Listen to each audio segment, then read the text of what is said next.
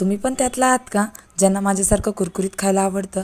तर अशा पद्धतीने मेथीची मटरी नक्की बनवून पहा. तर मी इथे तव्यामध्ये थोडीशी मेथी तेल टाकून परतून घेतली. त्यानंतर एका बाऊलमध्ये 1 वाटी मेथी, 1 वाटी गव्हाचं पीठ आणि छोटी वाटी रवा, त्यानंतर हळद, लाल तिखट, थोडासा ओवा, तीळ, मीठ घालून घेतलं. मेथीची भाजी त्यात घालून घेतली. तेल घातलं आणि पिठी साखर घातली 1 चमचा आणि छान असं हाताने मळून घेतलं.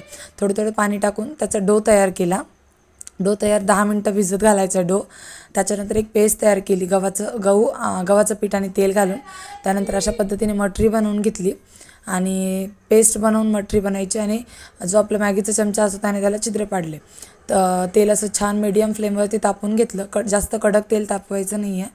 आणि त्यामध्ये ह्या मटऱ्या सोडल्या. मीडियम फ्लेमवरती छान अशा तळून घेतल्या. कुरकुरीत आपल्या मेथी मटरी तयार आहे. तर नक्की ट्राय करा आणि सबस्क्राईब करायला विसरू नका. बाय.